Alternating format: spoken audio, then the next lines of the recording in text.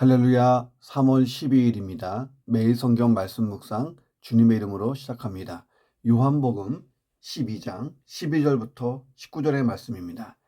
그 이튿날에는 명절에 온 큰 무리가 예수께서 예루살렘으로 오신다는 것을 듣고 종려나무 가지를 가지고 맞으러 나가 외치되 호산나 찬송하리로다 주의 이름으로 오시느니 곧 이스라엘의 왕이시여 하더라. 예수는 한 어린 나귀를 타고 보고 타시니 이는 기록된 바 시온 따라 두려워하지 말라. 보라 너의 왕이 나귀 새끼를 타고 오신다 함과 같더라. 제자들은 처음에 이 일을 깨닫지 못하였다가 예수께서 영광을 얻으신 후에야 이것이 예수께 대하여 기록된 것임과 사람들이 예수께 이같이 한 것임이 생각났더라. 나사로를 무덤에서 불러내어 죽은 자 가운데서 살리실 때에 함께 있었던 무리가 증언한지라. 이에 무리가 예수를 맞으면 이 표적 행하심을 들었음이러라. 바리새인들이 서로 말하되 볼지어다 너희 하는 일이 쓸데없다. 보라 온 세상이 그를 따르는도다 하니라. 자, 오늘 본문을 보면 예수님께서 평화의 왕으로 예루살렘에 공식 입성하신 사건을 보도하고 있습니다. 자, 이 사건을 가리켜서 우리가 종려주일을 기념하잖아요. 자, 이 사건은 마리아의 향유 도유 사건이 있었던 다음 날, 곧 소위 성 고난주간이라 불리는 예수님의 공생의 마지막 주간의 첫날이었던, 자, 오늘로 얘기하면 일요일에 발생했습니다.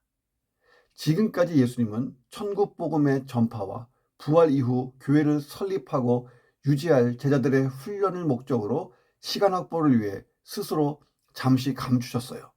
자, 그런데 이제 세상죄를 담당하기 위해 성육신하신 메시아요 구속의 주이심을 만천하에 공개적으로 선언하시면서 예루살렘 성전으로 입성하셔요. 드러내시는 것이에요. 이제 십자가 대속의 죽음을 향해 갈 날이 얼마 남지 않았기 때문에 하나님의 시간, 카이로스, 하나님의 때와 하나님의 계획, 하나님의 예정된 그 시간을 향해서 예수님은 그대로 움직이신 것입니다. 이제 적들이 체포하든지 뭐하든지 이제 정면 돌파하시는 겁니다. 자, 이런 내용 가지고 본문을 묵상합니다. 첫 번째, 이 세상의 것을 추구하면서 하나님의 뜻을 이룰 수는 없다는 것입니다. 세상 것을 다 추구하면서 하나님의 뜻을 이룬다. 그럴 수가 없다. 자, 12절을 보면 명절에 큰 무리가 예수님을 영접하기 위해 나왔다. 이렇게 증거합니다. 자, 여기서 이 명절은 이스라엘의 3대 절기 중에 하나였던 당연한 유월절이죠. 예수님이 유월절 어린 양으로 십자가 대속의 죽음을 감당하시니까요. 자, 기록에 따르면 예수님이 십자가의 죽음을 당하실 때에 예루살렘에 모여든 유대인들의 수가 약 270만 명 정도가 됐다라고 기록되어 있습니다. 자, 이들 모두가 예수님을 맞으러 나오지는 않았다 해도 당시 엄청난 수의 사람들이 예수님의 예루살렘 입성을 지켜봤을 거다 하는 거예요. 13절에 보면 군중들이 종려나무 가지를 가지고 몰려들어서 호산나 찬송하리로다 주의 이름으로 오시는 이여 곧 이스라엘의 왕이시여 했어요. 여기서 호산나, 우리를 구원하십시오, 우리를 구원하소서, 이런 뜻이에요. 군중들은 예수님을 메시아라고 생각했어요. 문제는 그들이 예수님을 자기들을 죄에서 구원하실 메시아가 아니고 이스라엘을 로마에서 구원하고 유대의 왕국을 세워서 세계를 통치할 정치적 메시아로 생각했다는 거가 문제예요. 예수님은 그 모습으로 오신 게 아니잖아요. 자, 이처럼 수많은 무리들이 예수님을 정치적 메시아로 생각하면서 종려나무 가지를 들고 흔들며 환호했을 때 예수님이 느꼈을 이 부담감과 압력이 얼마나 컸을까요? 아니, 3년 반을 사역했는데 아직도 이들이 메시아 그리스도가 어떤 분인지 몰라요. 의미를 몰라요. 더구나 그들은 이미 나사로의 부활을 봤어요. 그리고 오병이어를 봤어요. 이런 이적 소식들을 또 들었어요. 그래서 예수님이 로마의 권력으로부터 자기들을 구해 주시는 그런 확실한 메시아 그리스도라고 기대를 품고 예수님께 달려든 거예요. 자, 그런데 자들이 막 와서 환호하니까 자, 예수님은 어떤 마음을 가졌겠어요? 자, 그런데 이런 군중들 앞에서 예수님이 어떤 모습으로 등장하십니까? 자, 사람들의 환호에 세상의 권력자들처럼 화려한 병거 또는 준말을 타고 호령하면서 나를 따르라 하셨습니까? 내가 너희를 로마로부터 곧 해방시켜 줄 테니 조금만 기다려라 호언장담하셨습니까? 다 아니죠. 예수님은 오히려 반대로 나귀 새끼를 타고 입성하십니다. 그리고 끝까지 겸손한 모습을 잃지 않고 묵묵히 십자가를 통한 구원을 이루는 진정한 메시아의 길을 가셨어요. 이것이 하나님의 뜻을 온전히 이루는 유일한 방법이었기 때문에 그대로 순종하신 거예요. 자, 우리는 이 상황에서 하나님의 뜻과 군중들의 뜻이 충돌하는 현장을 보고 있습니다. 하나님의 뜻은 뭐예요? 십자가를 통한 대속의 죽음으로 구원 역사예요. 이렇게 구원 역사를 이루시는 것입니다. 이게 하나님의 계획이에요. 자, 구약의 수많은 예언들이 여기에 포커스를 맞추고 왔어요. 그 예언들이 다 이루어지는 것입니다. 자, 그런데 마귀가요. 이 마귀가 사탄이 군중들을 선동하는 거예요. 인간적인 기대와 심리를 이용해서 예수님이 인간적인 왕으로 추대되도록 조종했어요. 십자가의 죽음을 안 당하도록 만드는 거예요. 자, 예수님의 십자가 죽음, 그 십자가 죽음 이후의 부활, 이것이 마귀에게는 치명타예요. 마귀의 영원한 심판과 멸망을 뜻하기 때문에 결사적으로 군중들을 동원해서 막는 거예요. 자, 우리가 하나님의 뜻을 이루기 원한다면, 하나님의 뜻대로 살기를 원한다면, 하나님의 계획대로 내가 사역하고 살아가기를 원한다면 세상의 것을 추구하면 안 되는 것입니다.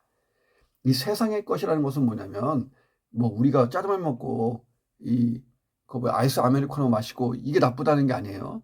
이런 거 말고 하나님의 뜻을 대적하는, 하나님의 말씀과 반대되는, 하나님의 의도와 하나님의 어떤 역사에 반하는, 반대되는 세상 것을 의미해요.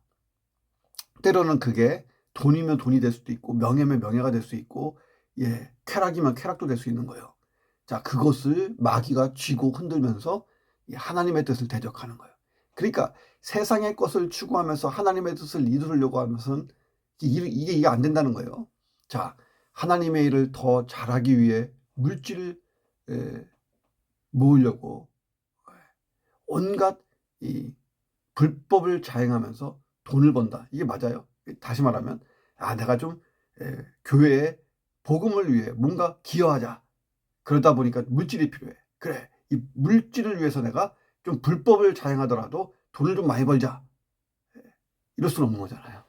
교회 부흥을 위해 돈을 주고 사람들이 예배에 참석할 수 있도록 오늘 예배 드리시면 5만 원씩 드립니다 하고 한 100명, 200명 입장시킬 수는 없는 거잖아요. 많은 성도들이 교회가 성장하려면 세상처럼 화려한 건물이 있어야 되고 심판보다는 축복의 메시지를 선포해야 된다고 생각해요.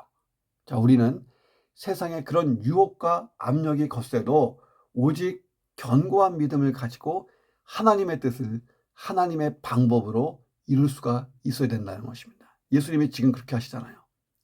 이게 세상적으로 볼 때 정말 잠시 실패한 것처럼 보일지도 몰라요. 초라하고 작고 연약하고. 그러나 하나님의 섭리 속에서 보면 결국 영원한 승리를 거둔다는 거예요. 하나님이 인정하시면 끝나는 거잖아요. 하나님이 평가하시면 끝이고요. 오늘 하루를 살면서 우리는 세상의 것과 하나님의 뜻이 정말 또 충돌하고 그 속에서 내가 갈등을 경험하고 계속 그렇게 할 거예요.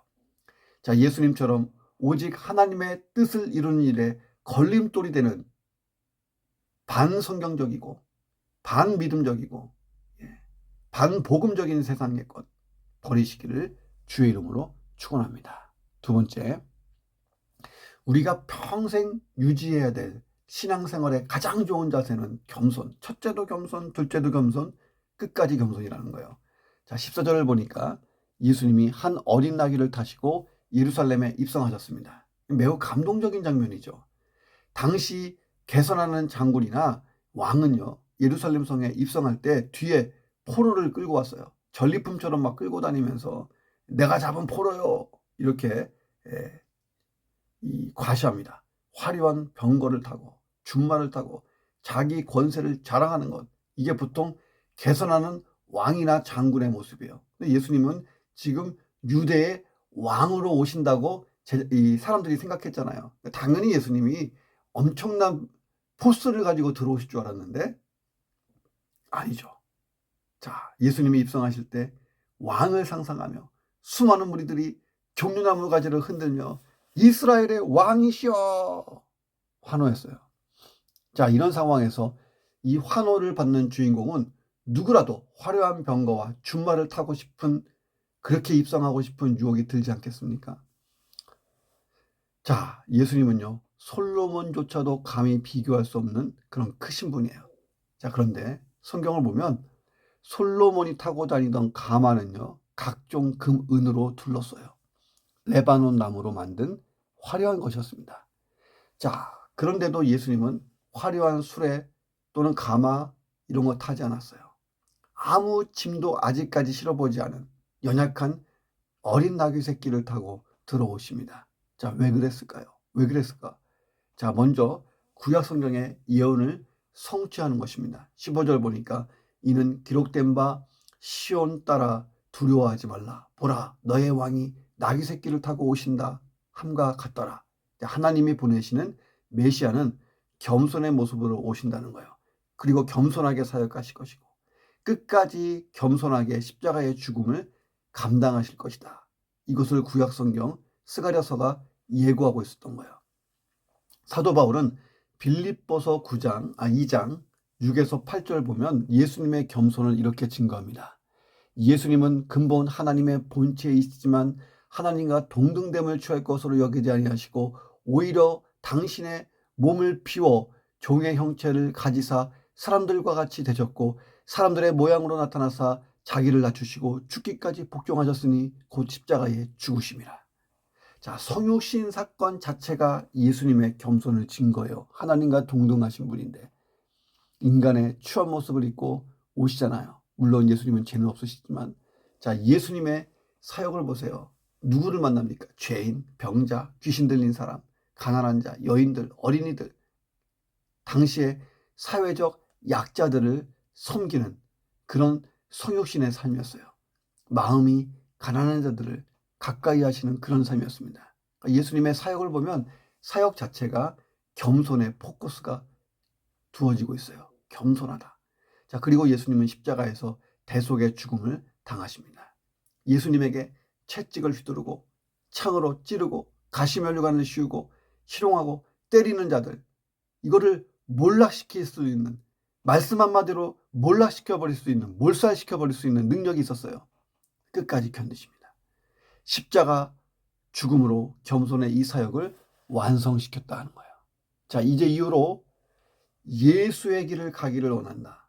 내가 예수의 제자가 되기 원한다 하면 겸손해야 됩니다. 겸손하지 않고 내가 예수님의 길을 가겠다. 내가 겸손하지 않는데 예수님의 제자다. 불가능한 겁니다. 나는 얼마나 겸손한 사람일까? 여러분, 이 겸손은요, 결코 약한 게 아니죠. 언제 내가 정말 겸손해질 수 있느냐? 주 안에서 정말 강해야 겸손할 수 있어요. 자, 보세요. 내가 너희 안에, 너희는 내 안에 있자고 예수님 말씀하셨잖아요. 우리가 예수님 안으로 완전히 들어가면 나는 가려지고 예수로만 딱 쌓이는 거예요. 나의 말, 나의 행동, 나의 모든 어떤 액션, 언행들이 다 예수님을 드러내게 돼요. 자, 이게 예수 안에 있는 사람이에요. 자, 그 사람의 이 결정적인 모습이 겸손이라는 거예요. 그러니까 예수 안에 100% 들어간 사람이 겸손할 수 있어요. 100%. 예. 자, 예수님은요, 겸손으로 하나님의 모든 뜻을 이루셨잖아요. 자, 그래서 하나님이 기대하신 인생을 정말 잘 살기 원한다면 겸손해야 돼요.